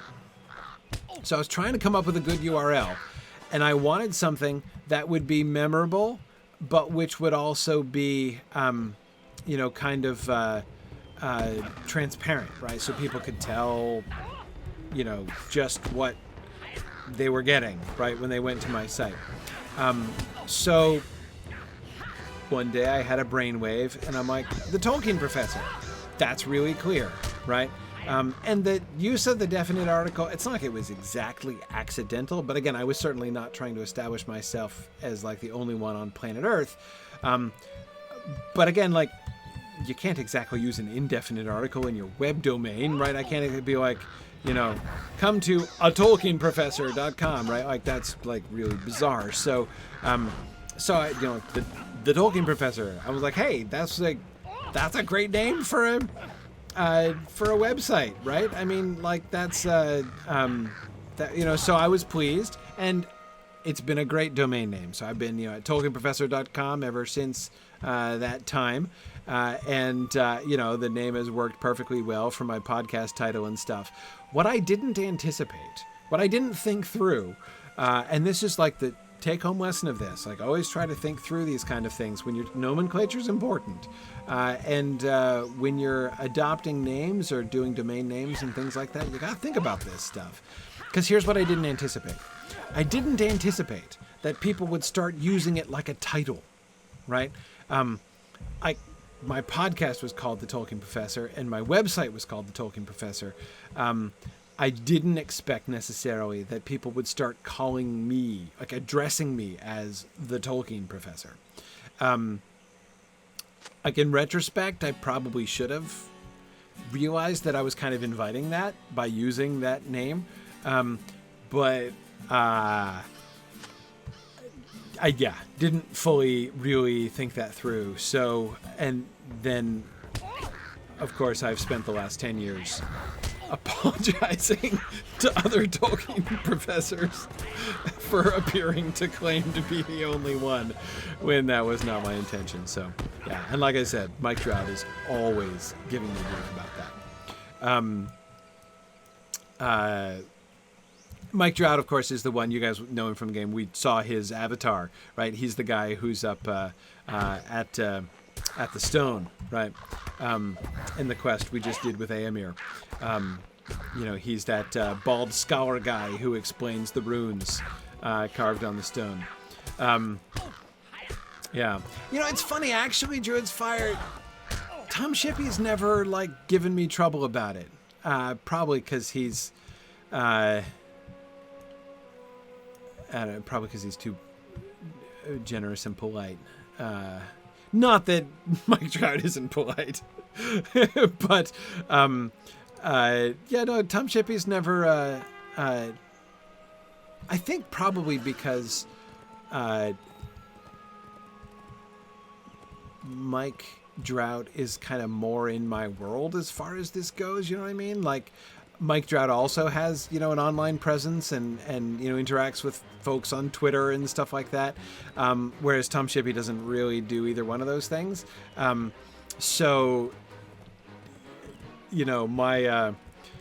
calling myself the Tolkien professor online, is kind of a little bit more intrusive into Mike Drought's world than I think it has been into Tom Shippey's world. So maybe that's why Tom hasn't given me grief about it. But it's also possible that Drought is more inclined to hobbitry. That seems very likely. Cool.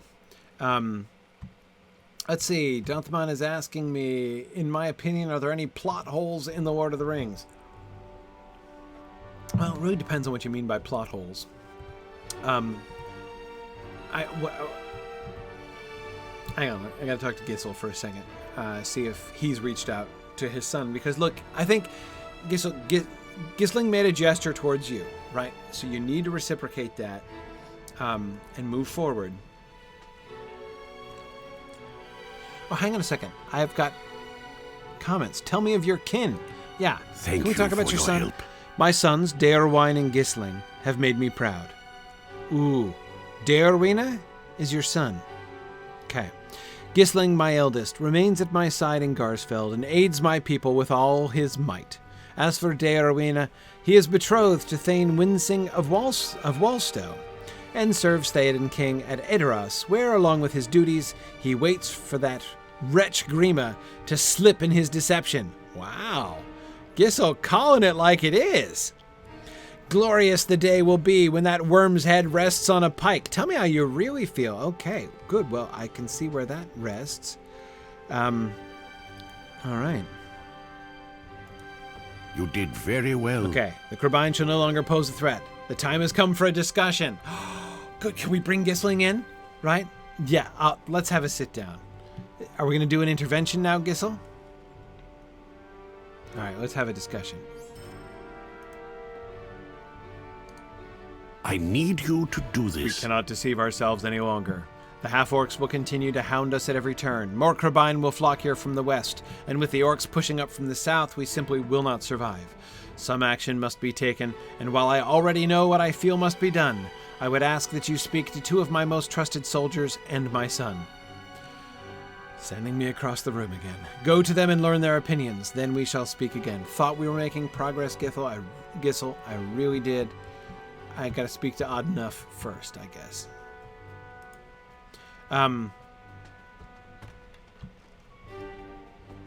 Okay, let's see.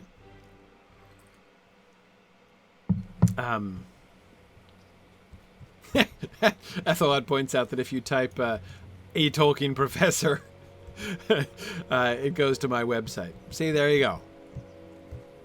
What can I say? Anyway, so sorry, Donthman. What I said was it depends on what you mean by plot hole. I'm not a big fan of that phrase, honestly, plot hole, because there are two different ways in which you can talk about like difficulties or challenges or errors in the plot of a story. One is if there is like a contradiction in the text. If something that is actually said in the text just kind of doesn't work and doesn't hold together. Sometimes when people talk about plot holes, that's the kind of thing that they're talking about. Okay. Something which is like essentially a continuity error, right? Sometimes when people talk about plot holes, what they're doing is like saying, I thought of a clever thing that should have happened in the story, right? Like I've in my head revised the story into a thing that I think is a superior way than the story unfolded. And that's obviously the way it should have happened. And the fact that the story didn't unfold that way is a plot hole, right? That is the classic example, of course, is the why didn't they like ride the eagles into Mordor silly thing, which I got sick of talking about years ago. But anyway, I'll still talk about it if I need to, but not a big fan of that. But again, see, that's not a plot hole, right? A plot hole, I mean, that's just saying like, I can think of a much worse way in which that story would unfold than the way it unfolded in the text. And because I don't know the text well enough to think of any good reasons why the story shouldn't have happened that way, I'm going to call it an error or a challenge, some kind of, I'm going to call this a lapse on Tolkien's part. Dude, it's not a lapse on Tolkien's part. It's just a sign of your own ignorance, okay? Again, Donthmon, I'm not talking about you. I'm talking about people who make that kind of plot hole argument about the Eagles thing. Anyway, that's what I mean when I say it depends what you mean by plot hole. So do I think there are other ways in which the story could have been written and weren't? Yeah, obviously. Thousands, right? But as far as like continuity errors, like, things which just don't hold together, places where the text doesn't really work or is sort of strained, for those there are fewer. If you had asked me this 3 years ago, I would have said,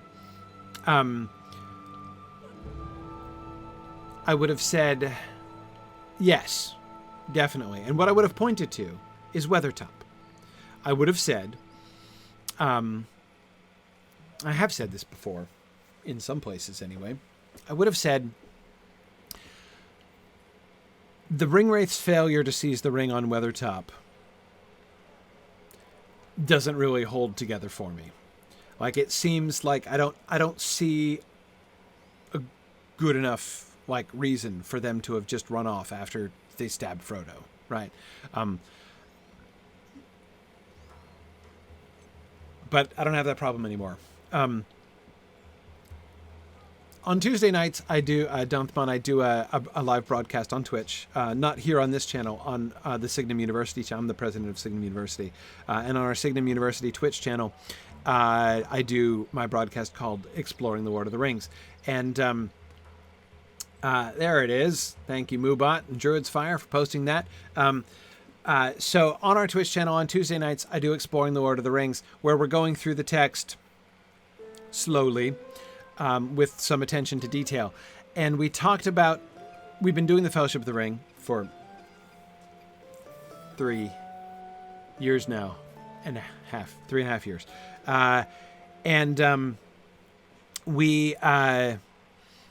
When we got to Weathertop, we spent a while, several months, looking at that scene, going through paragraph by paragraph. And as we looked at it really carefully, right, as we looked at that passage, I came to understand better what Tolkien was suggesting there. And I found that what I had previously been dissatisfied by was me being insufficiently sensitive to what he was describing in the text. That is, it's clear that I always underestimated what a bang-up job the Witch King was doing. I mean, the Witch King was operating under far more difficulties than I had ever given him credit for. It's an uphill battle, right? It is an uphill battle, and there is a conflict. I mean, the fight in the dell under Weathertop is a spiritual battle, and it's a difficult one for the Ringwraiths. And ultimately, they are routed. They don't just run off. This is not just like a tactical with retreat on their part. You can tell that a lot of readers struggle with this. I'm trying to remember which recording it was. One of the abridged audio recordings, one of the dramatized, and then one of the dramatizations of it. I think it was the Mind's Eye recording from back in the 80s. And I used to have that, the one that came in the wooden box. Some of you will probably remember it. Boy, I loved that box. That was one of my first ever audiobooks. And anyway, fond memories of that wooden box full of cassette tapes with the Mind's Eye recording of the Lord of the Rings on it. But anyway, I'm pretty sure it's in that dramatization. At the attack on Weathertop, they give the Witch King a line, like it's in the background, right? Because it's one of those challenging things when you're doing an audio dramatized adaptation. Often when things are happening, that are not dialogue, it's hard to convey what's occurring. So you have to kind of turn it into dialogue or add other sort of verbal cues in order to convey to the listener what's happening, right? So when he stabs Frodo and then they all leave, right? In order, the producer of the adaptation decided that they didn't want to interrupt it with a voiceover to describe it. They wanted to keep the listener in the immediacy of the moment. So you can hear the Witch King's voice after he stabs Frodo. There's a sound effect. There's a stabbing Frodo sound effect. And then you can hear the Witch King's voice sort of in the background saying, away, away, away. Like he's giving a verbal command to the other Ringwraiths, telling them to retreat, right? That's not what happens, right? It's very clear in the text that that's not what happens. Frodo, as I said in class, Frodo drops the E-bomb, right? When he calls out the name of Elbereth, they run, right? They can't. There is power in what Frodo says. And they were having a hard time anyway in the dell under Weathertop, thanks in large part not to Aragorn's torches as much as to Aragorn's song, right? The Song of Beren and Luthien that he sang before that was also an important repellent force. Exactly, Phil. Frodo calling on the name of Elbereth there is like a spiritual phosphorus grenade. Absolutely. Anyhow, so, right. As I said, I had always, when I might have characterized that scene as a plot hole, I now feel in retrospect that there was a lot in that passage that I just wasn't getting, I just wasn't understanding. And the way that Tolkien describes it, it does make sense. It's the good guys are not helpless, right? The bad guys, they've got a tough row to hoe, right? The Ringwraiths are operating under some serious difficulties, some serious drawbacks during that whole process, during that whole time.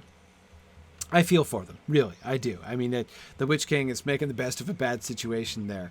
I hope that he, got a favorable performance review, even though he goes back to Mordor empty-handed, and it's a little bit embarrassing. But still, given the difficulties he faced, I think he still did a good job. I mean, an evil job, but did as well as he could. So, Danthman, I don't think I've answered your question fully. Do I think there are any plot holes? Yeah. No, there are continuity errors, but they're not many. And most of them are due to the changing concepts of this. Tolkien is a very careful reader of his work and had a lot of time, years, in which he went back and reread and reworked things. So there are not a whole lot of errors. This is not something that he wrote off and speedily sent off to the editor and got put out into print right away. He had a lot of time to sift through, and he did sift through and rewrite and rework. And he was very careful with a lot of those things. So there are very few glaring holes in the story for that reason. The ones that are there are pretty minor, and they're, again, mostly due to the fact that characters or elements in the story developed over time. So when he first wrote a passage at the beginning of the story, he had one story concept in mind, and then by the time he gets to the end, he's changed it, and he decided to kind of keep the old one because it sort of worked, but it's not 100% consistent.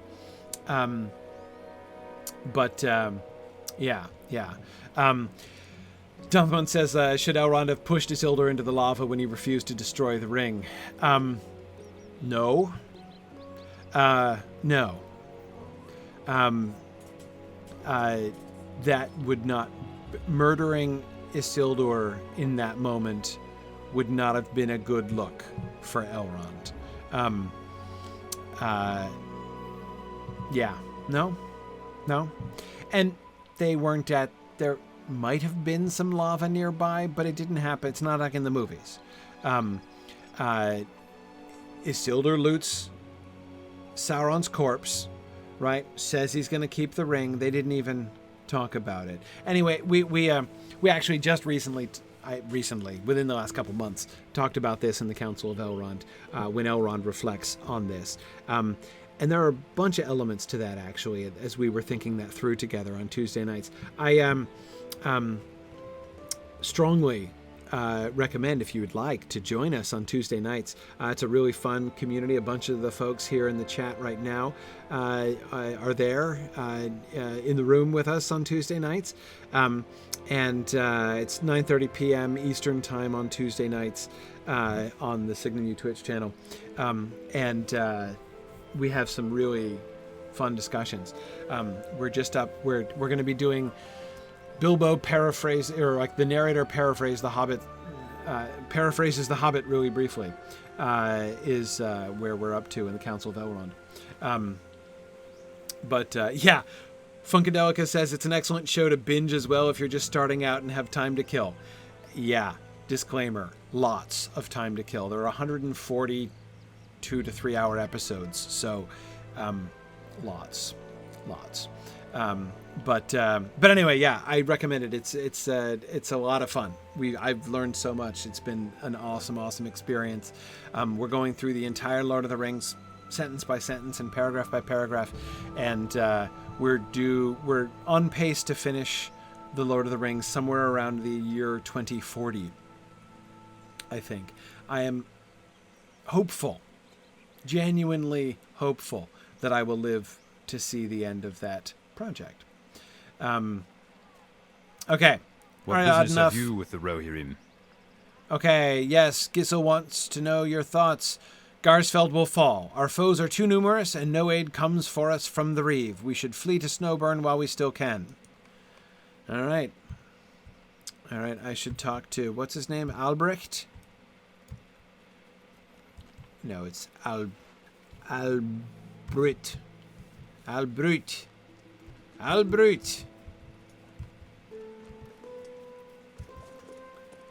Let us see.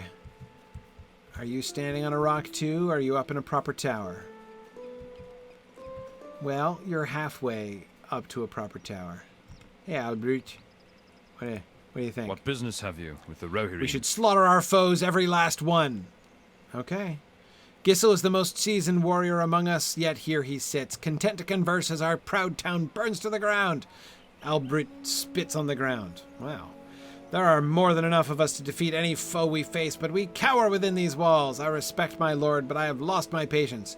When Gísil is ready to take action, he can tell me himself. More communications problems. Okay. All right, Gisling has the casting vote here. Oh, no, wait, sorry. Yeah, here we are. He's right next to... That guy's, like, right next to the Mead Hall. Lots of people standing near each other and communicating poorly. I think that's the real problem in Garsfeld here. Okay. Will you aid the Horse Lords? My father knows my feelings. He does, Gisling? You told him? I'm so proud of you, man.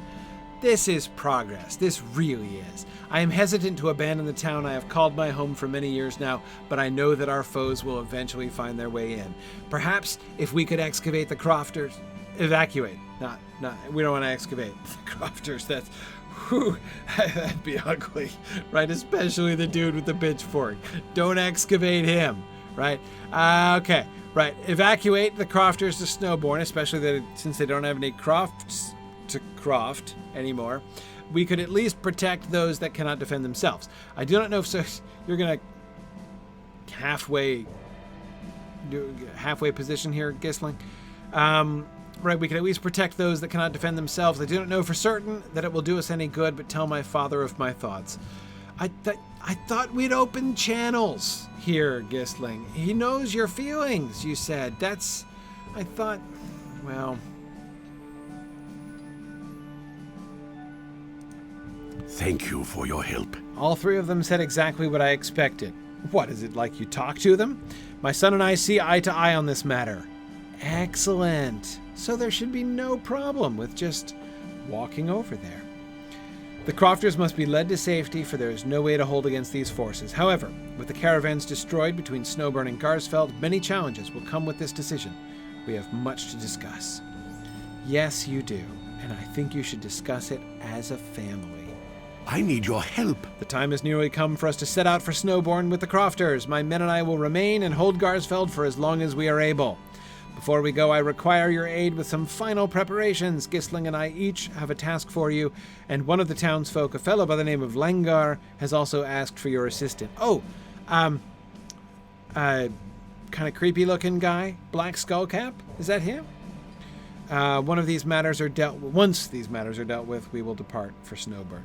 Okay, great. All right, I should stop, because I'm way over time. Sorry, Druid's Fire. I guess I donated a bunch of extra time over the past couple weeks, right? But still, I should probably go.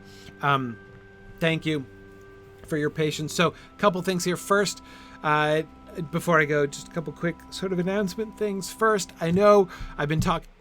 Oops, sorry. That's not a crash. That was an accident. No, I don't want to open this stupid... What is wrong with you? Okay. Yeah, that's right. Zach, this was a tiny little marathon, right? I've been talking about having a weekend marathon. I've been talking about doing, I'd bring in my lead character. Sorry, Gryfflet, not meaning to offend you. You are my main dude, Gryfflet. Like, you and I have been doing this stream together for years now. But anyway, Wiggin is my original alt and my highest level character, and getting him to the Black Gate. So I want to get to the Black Gate. And I've been planning to do that. My plans have been thwarted chiefly by my tech issues. The last thing I want to do is like set up a marathon and have everybody planning to do a Wigan marathon and then like have the tech fail me during that, right? So today was a positive step, right? I'd had to scrap it entirely the last 2 weeks, but we seem to have been doing fine. I'd like to say I didn't do much of anything to fix it, which makes me uneasy, right? So I'd like to, just to make sure that this happens. So if I can do one more week of broadcasts, this week has been fine. No problems this week. If I can do that again next week, then I will feel confident to move forward. So that's, I think, going to be my plan. I just want to be a little prudent there. The second thing that I wanted to announce is that I'm doing a big announcement thing on Tuesday. So Tuesday night, I'm going to do a State of the University address for Signum University because Signum is entering a time of big change and really exciting development. And I want to share with you guys what's coming up. In particular, we're launching a brand new, really exciting program on Monday, this coming week. So Tuesday night, I will give you guys the details on that. It will be before Exploring the Lord of the Rings. Yes, that's going to be at 8 p.m. Eastern Time. And then pretty much right after that, we'll go to Exploring the Lord of the Rings. So that'll be kind of like a marathon too. So yes, 8 p.m. Eastern Time on Tuesday evening. You can go to the Twitch channel, and that's what So I'll be telling you guys the really cool stuff I've been thinking about and the exciting things that are coming for Signum University here. Of course, the recording of the State of the University address will be available on our YouTube channel afterwards.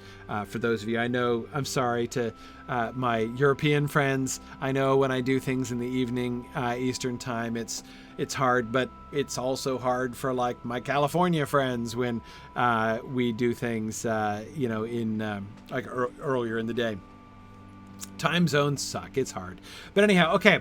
So I will be simulcasting it on the Twitch, on our Twitch channel. So go to twitch.tv/signumu to attend either of those, or you can go to our website, signumuniversity.org, click on the event thing for the State of the University, just a little bit down the page, and that'll take you to a registration link for the webinar, the Nekmut, as we call it. All right. Thanks, everybody, for joining me today. Glad to be back, and Gryfflet made it all the way through without crashing. Congratulations, Gryfflet. It's so exciting. And I will see you guys next week, and then we'll see. Maybe we will be... matters will be marathon worthy by that time. Okay, thanks, everybody. Bye now. Druid's Fire up next. Thanks for joining in on my rambles around Standing Stone's brilliant digital adaptation of Tolkien's world. If you enjoy these adventures, please consider supporting this and other entertaining educational programming by donating at signumuniversity.org/fund.